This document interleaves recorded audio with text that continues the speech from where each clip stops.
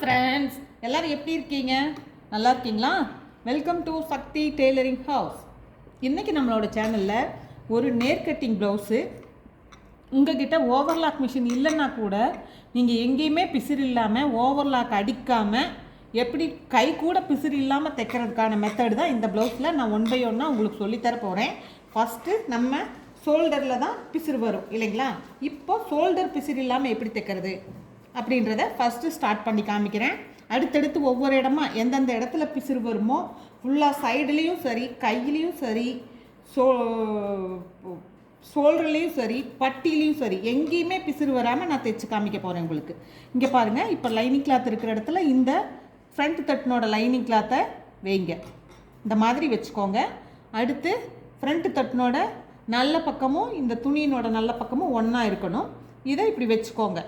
வச்சுட்டு வழக்கம் போல் நம்ம ஷோல்டர் எப்படி ஜாயின் பண்ணுவோமோ அதே மாதிரி ஜாயின் பண்ணுங்க. நெக்ஸ்ட்டு இந்த பக்கமும் மேலே இதை வச்சுக்கிறீங்க. கீழே லைனிங் கிளாத் இருக்கிற இடத்துல லைனிங் கிளாத்தை வைக்கிறீங்க. ஓகேவா? வச்சு ஷோல்டரை ஜாயின் பண்ணுங்க. நாளையும் கரெக்டாக வச்சு ஒரு 1/4 இன்ச்சில் தையல் போடுங்க. டபுள் ஸ்டிச் போட்டுக்கோங்க. இதுக்கு கழுத்து நம்ம லாஸ்ட்டாக தான் தைக்க போகிறோம். இங்கே பாருங்கள், இப்போது நம்ம ஷோல்டர் வந்துட்டு பிசிறு இல்லாமல் தைச்சாச்சு. ஓகேங்களா? இப்போ நான் இந்த கழுத்து பகுதிகளை எல்லாத்தையும் ஒரு தையல் போட்டு விட்றேன் லைட்டாக. ஏன்னா இப்படி போட்டுட்டோன்னா இதுக்கு வந்து துணி அங்கங்கே நகராமல் இருக்கும். நான் எல்லா தையலும் போட மாட்டேன். ஃப்ரண்ட்டில் நெக்குக்கிட்ட மட்டும் உங்களுக்கு கொஞ்சம் லாங் ஸ்டிச்சாக வச்சு நான் போட்டு காமிக்கிறேன் பாருங்கள். 2 சைடும் இங்கேயும் இதையும் மட்டும் போட்டுட்டிங்கன்னா கூட போதும். ஃபுல்லாக எல்லாமே போட்டுட்ருக்கணுன்றது கிடையாது. இது காட்டன் ப்ளவுஸ் தான். சிந்தட்டிக் ப்ளவுஸாக இருந்துச்சுன்னா நீங்கள் ஃபுல்லாகவே எல்லாத்தையும் ஒரு தடவை, புதுசாக இருக்கிறவங்க பிகினர்ஸ் வந்து ஃபுல்லாக ஒரு தடவை போட்டுக்கோங்க. கொஞ்சம் பழக்கம் இருக்கிறவங்க இந்த மாதிரி கழுத்தை மட்டும் நகராமல் இருக்கிற மாதிரி நீங்கள் தையல் போட்டுக்கோங்க. போடாமையும் தைக்கலாம். அதுக்கு நல்ல ப்ராக்டிஸ் இருக்கணும். நான் உங்களுக்கு போட்டு தைச்சு காமிக்கலாம் அப்படின்றதுக்காக தான் நான் தைக்கிறேன். அதே சமயம் கப்டாட் பிடிக்கும்போது ஒவ்வொருத்தருக்கும் ஒவ்வொரு மாதிரி இருக்கணும். எல்லாத்துக்கும் நீங்கள் ஒரே அளவு வச்சு கப்டாட் பிடிக்கக்கூடாது. சிலர் வந்து கப்டாட் எடுப்பாக இருக்கணும்ன்ட்டு கேட்பாங்க. ஒரு சிலர் எனக்கு எடுப்பாக வேண்டாம், இதுவே ரொம்ப தூக்குன மாதிரி இருந்தால் எனக்கு சாரீ கட்டிக்கிறதுக்கு அன்ஈஸியாக இருக்குது அப்படின்னு சொல்லுவாங்க. இவங்க வந்து அந்த மாதிரியான ஒரு கிளையண்ட் தான். நமக்கு ரொம்ப எடுப்பாக இருக்கக்கூடாது எனக்கு அப்படின்னு சொல்கிறவங்க நம்ம என்ன பண்ணுறோம், இப்போ 3 இன்ச்சில் இங்கே பாருங்கள், 3 இன்ச்சில் இவங்க கொஞ்சம் வெயிட்டுங்கிறதுனால 3.25 வைக்கிறேன். வச்சுக்கோங்க. நடுவில் இருக்கிற பகுதி இவங்களுக்கு 1.5 வச்சா ரொம்ப பெருசாக இருக்கும். 1.5 வைப்போம். 1.5 வச்சிடும். இதனோட கேப்பு 2.5 இருக்குது. 2 வச்சிடலாமா? 2.25 வைக்கிறேன் நான். உயரம் இவங்களுக்கு 3 இன்ச்சு. இது நல்ல ஹைட்டான ப்ளவுஸுன்றதுனால உயரம் 3 இன்ச்சு. இந்த ப்ளவுஸ்னோட ஹைட்டை பொறுத்து நீங்கள் இங்கே ஒரு 1.5 இன்ச்சு கேப்பில் இதுவும், இங்கிருந்து ஒரு 1.5 இன்ச் கேப்பில் இதுவும், இதையும் மார்க் பண்ணிக்கோங்க. அவ்வளோதான். இது ஈஸியாக மார்க் பண்ணிக்கலாம் நம்ம. நான் இப்போ உங்களுக்கு சென்டர் டாட்டு பிடிக்க போகிறேன். இவங்க வந்து கப்பு எடுப்பாக வேண்டான்றதுனால நான் நடுவில் டாட் பிடிக்கிற இடத்துல கொஞ்சமாக துணியை விட்டு பிடிச்சிருக்கேன். ரொம்ப நிறைய உள்ள துணி கொடுத்தோன்னு சொன்னால் அது தூக்கலாக வரும். இவங்களுக்கு அது லேசான சாரீ எல்லாம் கட்டும்போது ரொம்பவே நல்லா இல்லைக்கா, எனக்கு ஒரு மாதிரி அன்ஈஸியாக இருக்குது ஸ்கூலில் அப்படின்னு சொல்கிறாங்க. அதனால் ஓகேங்களா? இன்னொரு தடவை சொல்கிறேன் பாருங்கள். இந்த பக்கமும் 3.25, நடுவில் 2.25, உயரம் 3. இது ஆளை பொறுத்து இந்த கப் டாட் இடையில இந்த கேப்பும் ஜாஸ்தியாகும், இந்த உயரமும் குறையும், ஜாஸ்தியாகும், இந்த இதுவும் குறையும். அதாவது சுற்றளவை பொறுத்து, உடம்பு சுற்றளவை பொறுத்து உங்களுக்கு தைக்க இது கொஞ்சம் பழக்கத்துக்கு வந்துடும். யாரும் ரொம்ப அளவெடுத்தே தான் பண்ணணுன்றதெல்லாம் இல்லை. தைக்க உங்களுக்கு பர்ஃபெக்டாக கரெக்டாக வந்துடும். இப்படி கிராஸாக தைங்க. ஸ்ட்ரைட்டாக அந்த தையல் வந்து நெளியக்கூடாது. இப்படியே ஸ்ட்ரைட்டாக இருக்கிற மாதிரி பண்ணுங்கள். 2 தையல் போட்டுடுங்க அதில். இப்போ நம்ம சென்டர் டாட் பிடிச்சாச்சு. அடுத்தது இந்த குட்டி டாட்டு இங்கே இருக்கிறது வந்து இங்கே பாருங்கள், இந்த இடத்துல நான் அங்கேருந்து 1.5 இன்ச் சொன்னேன் இல்லைங்களா? அப்படி உங்களுக்கு சந்தேகமாக இருந்துச்சுன்னா இதில் சென்டர் பார்த்து பிடிங்க, கரெக்டாக வரும். ரொம்ப இதில் கொண்டு போய் ஜாயின் பண்ணக்கூடாது. கொஞ்சம் தள்ளி கொஞ்சம் சன்னமாக ஆரம்பித்து கொஞ்சம் பெருசாக கொண்டு வந்து முடித்து கட் கொடுத்துக்கோங்க. அதே மாதிரி இங்கேயும் இதிலோட சென்டர் பார்த்துக்கோங்க. பாருங்க, இப்படி வைக்க, இப்படி வச்சிங்கனாலும் ஓரளவுக்கு கரெக்டாக தான் வரும். இதில் கொண்டு போய் ரொம்ப கிட்ட கொண்டு போய் ஜாயின் பண்ணக்கூடாது. அது வந்து ரொம்ப ஷார்ப்பாகிடும் கப்டாட்டு. அதனால் ஒரு 1.5 இன்ச் கேப் இருக்கணும். இப்போ நீங்கள் இந்த 2 டாட்டும் பிடிச்சதுக்கப்புறமா இது லைட்டாக இப்படி தூக்கி விட்டு இப்படி பிடிச்சிங்கன்னாவே இந்த சைடு டாட்டு வர ஆரம்பிச்சிடும். சரிங்களா? அதுக்கு தனியாக நீங்கள் அளவு எடுத்துகிட்டு இருக்கணும், மார்க் பண்ணிகிட்டு இருக்கணுன்றதெல்லாம் இல்லை. அதே மாதிரி ஒரு 1.5 இன்ச் கேப்புக்கு முன்னாடியே நீங்கள் அதை நிறுத்திடுங்க. 2 தையல் போட்டுக்குவோம். அதுக்கு இந்த பக்கமும் நம்ம 2 தையல் போட்டுக்கலாம். இப்போ அடுத்தது நம்ம வந்துட்டு பட்டியை ஜாயின் பண்ண போகிறோம். பட்டி ஜாயின் பண்ணுறது பிசிறு இல்லாமல் உங்களுக்கு பட்டி நம்ம எப்போவுமே ஓவர்லாக் அடிக்கிற மாதிரி தான் நம்ம ஜாயின் பண்ணுவோம். எல்லா அதனோட ப்ளவுஸ்னோட ஃபார்மாலிட்டி படி ஜாயின் பண்ணுறவங்க எல்லாருமே அந்த மாதிரி தான் ஜாயின் பண்ணுவீங்க. இப்போ ஃப்ரண்ட் தட்டுக்கும் பேக் தட்டுக்கும் இடையில கேப் கம்மியாக தான் இருக்குது, இல்லை அதே அளவு இருக்குதுன்னா பட்டி எப்படி வைக்கணும் அப்படின்ற சந்தேகம் நிறைய பேர்த்துக்கு இருந்திருக்கும். இந்த ப்ளவுஸில் நான் உங்களுக்கு அதை கரெக்ட் பண்ணி காமிக்கிறேன். இப்போ பாருங்கள், இது பேக் தட்டு, இது ஃப்ரண்ட் தட்டு. இப்போ பார்த்தீங்கன்னா இங்கே ஒரு கொஞ்சமாக தான் இவங்களுக்கு கேப் இருக்குது. நம்ம இந்த பட்டியை வச்சு ஜாயின் பண்ணால் இதுவும் கொஞ்சம் மேலே ஏறிடும், இதுவும் கொஞ்சம் மேலே ஏறிடும், கரெக்டான அளவு வந்துடும். இதில் எவ்வளோ கேப் இருக்குதுன்னு நம்ம ஒரு தடவை அளந்து பார்த்துக்குவோம். அளந்து பார்த்தோம்னா 2.5 இருக்குது. நமக்கு ஒரு 1/2 இன்ச்சு தையலுக்கு போகும். அதனால் 3 கணக்கு வச்சுக்கோங்க. அப்போது பட்டியினோட உயரம் 3 இருந்துச்சுன்னா கரெக்டாக இருக்கும் அப்படின்னு கணக்கு வச்சுக்கோங்க. இங்கே பாருங்கள், 3 கொஞ்சம் ஜாஸ்தி இருக்குது, ஒரு 1/4 இன்ச் இருக்குது. நம்ம அதை மட்டும் கரெக்ட் பண்ணி எடுத்துக்கலாம். இந்த இடத்துல கரெக்ட் பண்ணி எடுத்துட்டு இந்த கார்னரில் ஒரு லைட்டான இது இங்கே பாருங்கள், இந்த மாதிரி கட் பண்ணிடுங்க. பட்டி வந்து கரெக்டாக அந்த இடத்துல உட்காரும். அதுக்காக இப்போது நம்ம இந்த டாட் பிடிச்சிருக்கிற இடம் இருக்குது பார்த்தீங்களா, இந்த இடம் இருக்குதுல்ல, இதை வந்து லைட்டாக மேலே இங்கே பாருங்கள் இந்த மாதிரி தைச்சு இதை கரெக்ட் பண்ணி எடுத்து வச்சுக்கோங்க. இப்படி இருந்தால் பட்டிக்குள்ளே உங்களுக்கு இழுத்து பிடிக்காது. அதுக்காக இந்த பட்டி நான் ஆல்ரெடி ஏற்கனவே தைச்சி வச்சுருக்கேன். இப்போ என்ன பண்ணுறோன்னா, இதில் 4 துணி கொடுத்துருக்கோம் இல்லைங்களா, இந்த 2 துணி எடுக்கிறீங்க, இதில் மேல் பகுதி எடுக்கிறீங்க, இதை இதில் வைக்கிறீங்க, வச்சுட்டு இதை எடுத்து இது மேலே வைக்கிறீங்க. ஒவ்வொன்றா சொல்லித்தரேன், ஒவ்வொரு தையலாக போடுற மாதிரி. இங்கே பாருங்கள், ஃபஸ்ட்டு இந்த தையல் போடுங்க. இதில் நான் முன்னாடி சொல்லி கொடுத்தது 2 தையல் போடணும். ஒரு தையல் போட்டாலே போதும். இது நான் உங்களுக்கு 2 தடவை போடுற மாதிரி சொல்லித்தரேன். பிகினர்ஸாக இருந்தால் கொஞ்சம் ஈஸியாக புரியும். அதே மாதிரி இந்த பக்கமும் எடுத்துக்கோங்க. இதையும் இந்த கார்னரை இங்கே கொஞ்சம் எடுத்துட்டு கரெக்ட் பண்ணி வச்சுக்கோங்க. கரெக்டாக இருக்கா?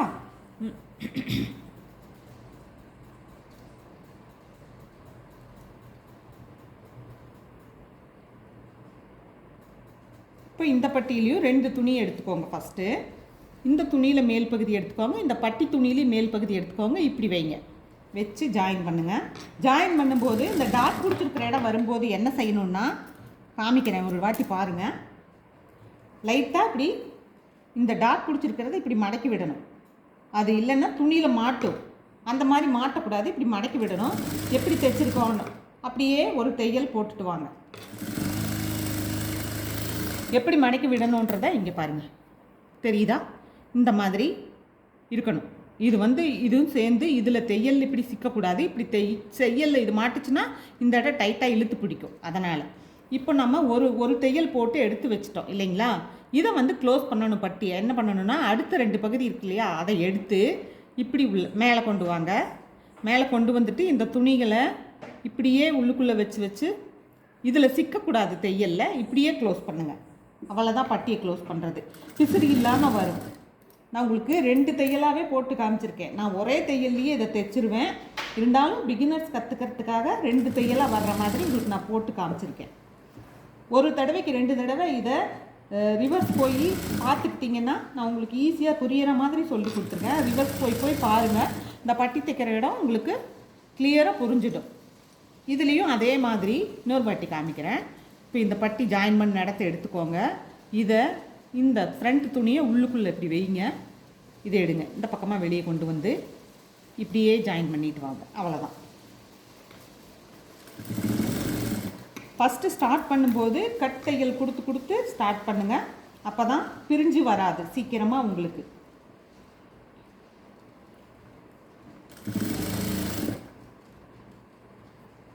ஃபுல்லாக இந்த லாஸ்ட் வரைக்கும் நம்ம பட்டியை ஜாயின் பண்ணிடலாம்.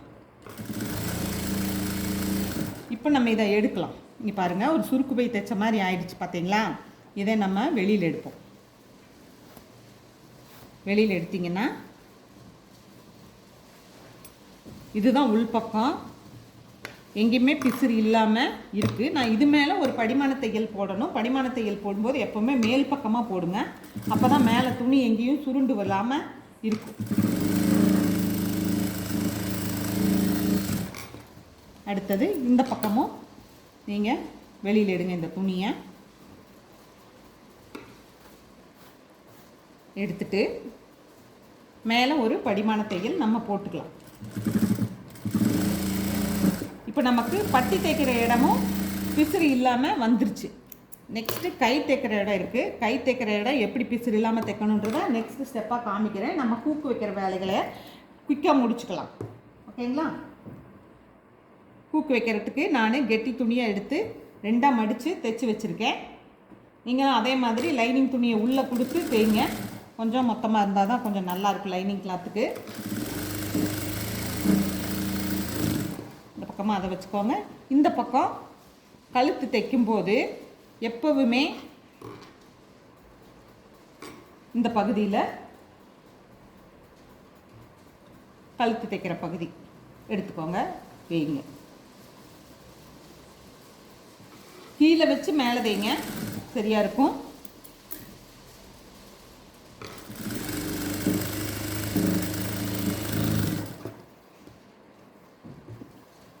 வீப்பட்டி குப்பட்டி வைக்கிறது எல்லா வீடியோஸ்லேயும் இருக்குது. இருந்தாலும் நான் உங்களுக்கு இன்னொரு வாட்டி இதுலேயும் சொல்லி கொடுக்குறேன். அப்படியே நல்லா தெளிவாக தெரியாதவங்க பார்த்துக்கோங்க. இப்போ நம்ம இந்த லாஸ்ட்டில் இதை ஃபோல்ட் பண்ணிவிட்டு இப்படியே மேலே ஒரு நம்ம படிமான தையல் போட்டுட்டு வரணும்.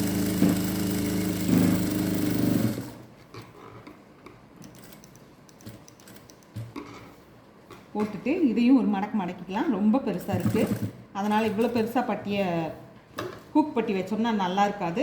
கரெக்டான லெவலில் ஒரு 1 இன்ச் இல்லை 3/4 இன்ச் அந்த லெவல் இருந்தால் போதும் ஹூக் பட்டி வைக்கிறதுக்கு. நம்ம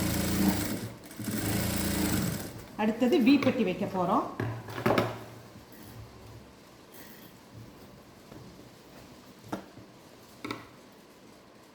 வி பட்டி வச்சுட்டு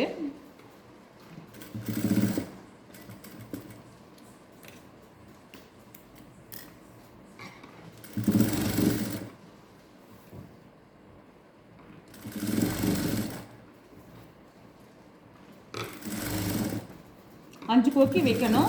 ஃபஸ்ட்டு வைக்கிற 3 கொக்கி வந்துட்டு உங்களுக்கு அந்த பட்டிக்கு உள்ளேயே வர்ற மாதிரி 3 கொக்கியும் பட்டி வைக்கிறதுக்கு மேலேயே வந்துடணும். மீதி இருக்கிற 2 கொக்கி வந்து பட்டிக்குள்ளே வர, கீழே 1 பட்டி மேலே 1 அந்த மாதிரி வர்ற மாதிரி எப்போவுமே கொக்கு வீப்பட்டி வைங்க. அப்போ தான் கரெக்டாக நல்லா கொக்கி பொருத்தமாக இருக்கும்.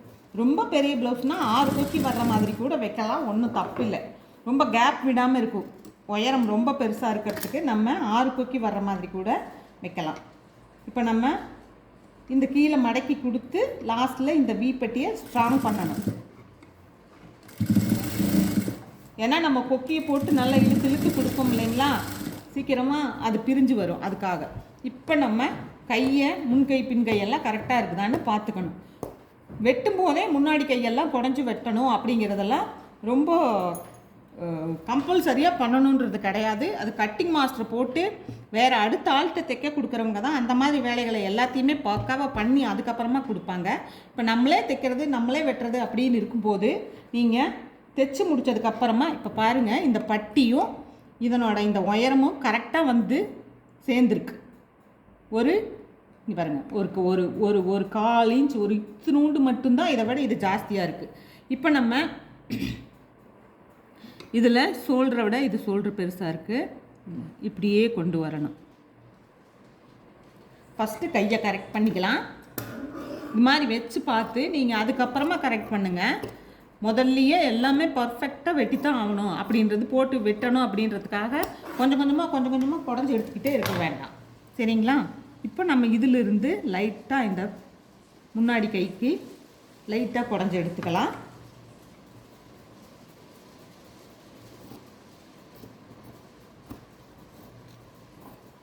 குடஞ்சி எடுத்துக்கிட்டிங்களா? இப்போ நம்ம கையை வந்துட்டு உங்களுக்கு பிசிறு இல்லாமல் நம்ம தைக்க போகிறோம். பாருங்கள் எப்படின்னுட்டு. ஒரு லைனிங் கிளாத்து, ஒரு ப்ளவுஸ் கிளாத்து ரெண்டையுமே எடுத்துக்கோங்க. ரெண்டையும் எடுத்துட்டு இதில் இது உள்பக்கம், இது வெளிப்பக்கம், இதுதான் வெளிப்பக்கம். இப்போ இந்த சென்டர் இருக்குது இல்லைங்களா, இந்த சென்டரில் இதை வைங்க. கரெக்டாக இருக்கான்னு ஒரு வாட்டி செக் பண்ணிக்கோங்க. இப்படியே பின்னாடி போங்க. பாருங்க அளவு கரெக்டாக தான் இருக்குது. மேலே இதே வச்சுக்கலாம். கீழே லைனிங் கிளாத்து. ஓகேங்களா? கீழேயும் லைனிங் கிளாத் எடுத்துக்கோங்க. இங்கே பாருங்க, கீழே லைனிங் கிளாத்து, நடுவில் ப்ளவுஸ் கிளாத்து, இந்த சென்டரும் இந்த ஷோல்டர் சென்டரு கையினோட சென்டர் நம்ம மார்க் பண்ணியிருக்கோம் இல்லைங்களா, அதுவும் கரெக்டாக இருக்கணும். அடுத்தது இந்த கை துணியினோட சென்டர் பகுதி இங்கே பாருங்கள். இப்படி வச்சு உங்களுக்கு அங்கேருந்து தைச்சிட்டு வந்தால் கோணையாக வரும் அப்படின்னு இருக்கிற மாதிரி இருந்துச்சுன்னா நீங்கள் நடுவில் இருந்தே கூட ஸ்டார்ட் பண்ணுங்கள். ஒன்றும் தப்பு இல்லை. ஏன்னா நம்ம இது 2 தையல் போட போகிறோம் இல்லைங்களா, அதனால். இப்போது இந்த கை உள் பக்கத்தை எடுத்துக்கோங்க ஃபஸ்ட்டு. அடுத்தது இந்த கை துணி பாடி துணியை எடுத்துக்கோங்க. அதுக்கடுத்தது இந்த கை துணியை வைங்க. வச்சு எப்பவும் போல் ஒரு 1/4 இன்ச்சில் நீங்கள் தைச்சிட்டு வருவீங்க இல்லையா, தெரியுதா உங்களுக்கு? இந்த 1/4 இன்ச்சில் தைச்சிட்டு வருவீங்க இல்லையா, இதே மாதிரி தைச்சிட்டு வாங்க. ரொம்ப இழுத்து பிடிச்சிட வேண்டாம். கரெக்டான அளவில் இழுத்து பிடிக்காமல் கையை கரெக்டாக வச்சு லூஸும் கொடுத்துடாதீங்க, இழுத்தும் பிடிச்சிடாதீங்க. ஒரு நார்மலான இதில் வச்சு தைச்சி எடுங்க.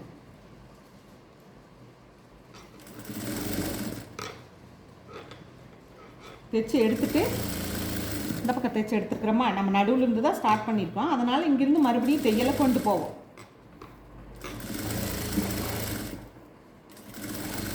இந்த நடுவில் வந்துருச்சு. இந்த இடத்துல மறுபடியும் நீங்கள் இது பண்ணணும். ஃபஸ்ட்டு கை துணி, அதுக்கப்புறம் பாடி துணி, அதுக்கப்புறம் லைனிங் கிளாத், 3ஐயும் வச்சு 1/4 இன்ச்சில் இப்படியே தைச்சிட்டு வாங்க.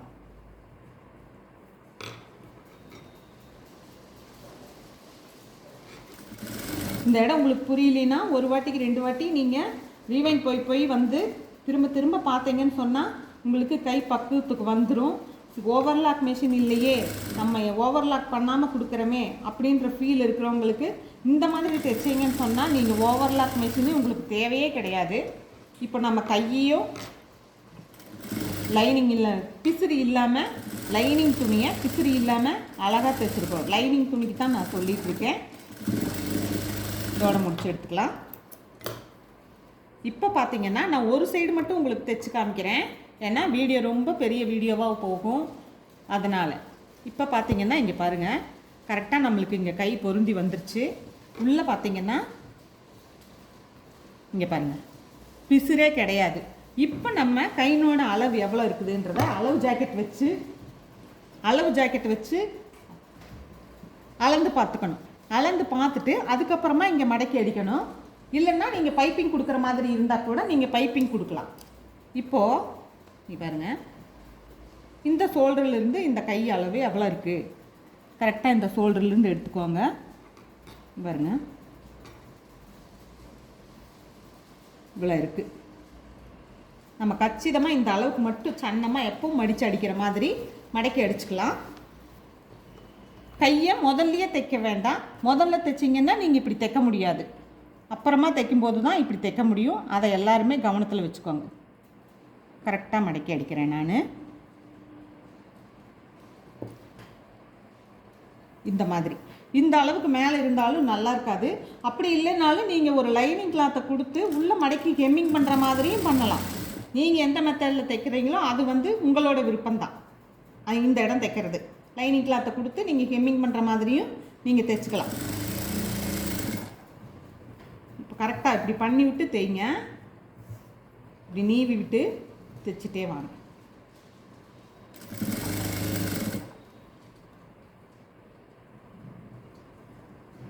தைச்சிட்டே வரும்போது இதுக்கு எப்போவுமே நம்ம 2 தையல் போடுவோம் இல்லைங்களா, அதே மாதிரி கீழே நீங்கள் ஒரு படிமான தையலை போட்டுருங்க.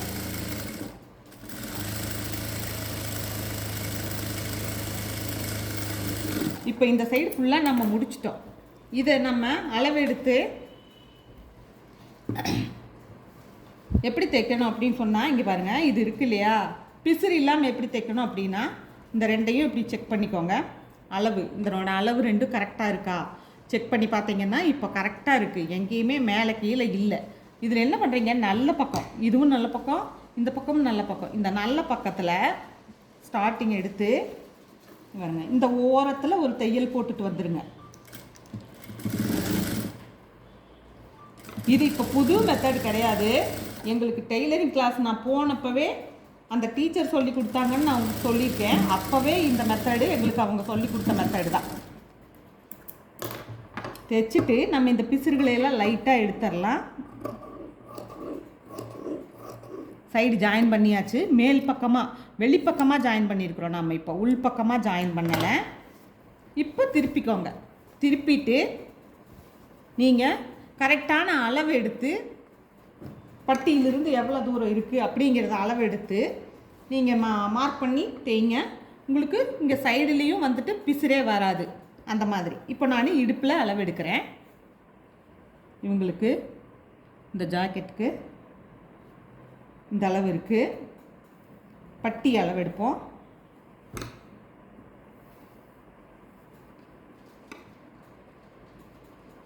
பட்டி அளவு எடுத்தால் இதோ இங்கே இருக்குது. ஓகேங்களா, பாருங்கள், இதுவும் இங்கே இருக்குது. இந்த இடத்துல நம்ம பிடிச்சோம்னா கரெக்டாக இருக்குது. இப்போ இந்த சைடு வந்து கையை கடைசியில் அளவு எடுத்துக்கலாம். கையை கரெக்டாக இப்படி நேராக துணிகள் எல்லாம் இங்கே பாருங்கள், இந்த இடத்துல இந்த பிசுறுகளெல்லாம் உள்ளே இப்படி வர்ற மாதிரி இது பண்ணி விட்டு இப்படி பிடிங்க. இப்படி பிடிச்சி கையையும் நீங்கள் மார்க் பண்ணி வச்சுக்கோங்க, எவ்வளோ சென்டிமீட்டர் இருக்குது என்ன ஏதுன்னு. கை வந்துட்டு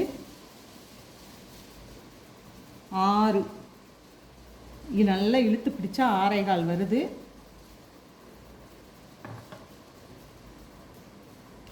இந்த தையல் மேலேயே நம்ம ஊட்டிக்கலாம், இந்த தையல் கூட போட்டுக்கலாம். இப்போ நம்ம இப்படியே ஸ்ட்ரைட்டாக கொண்டு வரோம்.